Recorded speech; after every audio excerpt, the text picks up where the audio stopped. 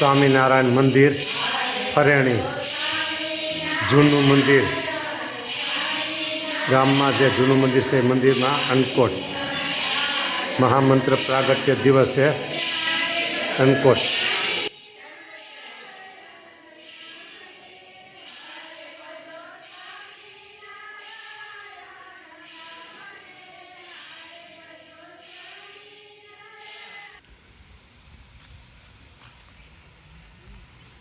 વિક્રમ સંવત 1858 ભાસ્કરવદી એકાદશી એટલે કે સદગુરુ રામાનંદ સ્વામીના અંતર્ધ્યાનના 14માના દિવસે સહજાનંદ સ્વામીએ આ વડલા નીચે બેસીને સંતો ભક્તોની વિશાળ સભામાં સર્વપ્રથમવાર ધર્મ ઉપદેશ આપેલો.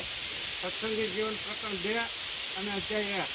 અને આ જ જગ્યાએ ચિત્તરદાસને સમાધિ કરાવી અને અક્ષરધામમાં મોકલા અને પછી એને કીધું સ્વામિનારાયણ મંત્ર જાપ કરો અને સમાધિ કરી ગયા.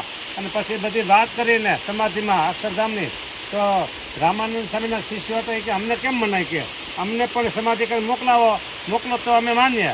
એટલે એને પછી બધા કે તમે સ્વામિનારાયણ સ્વામિનારાયણ સ્વામિનારાયણ સ્વામિનારાયણ સ્વામિનારાયણ સ્વામિનારાયણ સ્વામિનારાયણ સ્વામિનારાયણ આમ ધૂન કરો. અને ધૂન કરીને બધા બઠા પડી ગયા, સમાધિ થઈ ગઈ અને અક્ષરધામમાં ગયા. એ અહીંથી સ્વામિનારાયણ મંત્ર આ બ્રહ્માંડમાં ગુંજતો થયો. આ બ્રહ્માંડમાં એનું આ કેન્દ્ર બિંદુ સ્વામિનારાયણ મહામંત્રનું કેન્દ્ર બિંદુ. અને દુનિયાની અનંત અજાયબી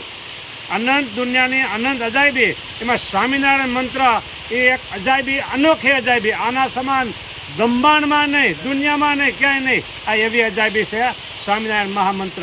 કારણ કે એ મંત્રનો જપ કરે તો સીધા અષ્ટાવરણ પાર થઈ અને ભગવાનના ધામમાં પહોંચી જાય. એ તાકાત મહામંત્ર સ્વામિનારાયણ છે. અને આ જગ્યાએથી એ મંત્ર ઉદ્ભવ થયો અને સ્વામિનારાયણ સંપ્રદાય જાહેર થયો. પહેલાં ઉદ્ધવ સંપ્રદાય કહેવાતા અને સ્વામિનારાયણ મંત્રનો જાપ કરતા થયા અને આજથી સ્વામિનારાયણ સંપ્રદાય દુનિયામાં પ્રસિદ્ધ પામ્યો. એ પણ એનું આ સ્થળ.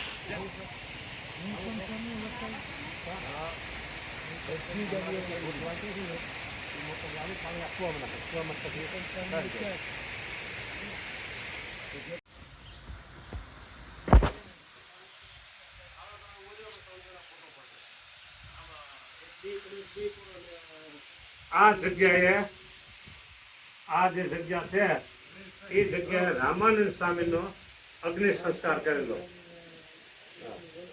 એ આ પ્રસાદીની એમ લખે છે કે ભાદર નદીના કિનારે અહીંયા જે આ કૂવો છે ને એ કૂવાનું નામ છે ભાદર કૂવો. એટલે ભાદરના કિનારે એમ થઈ શકે.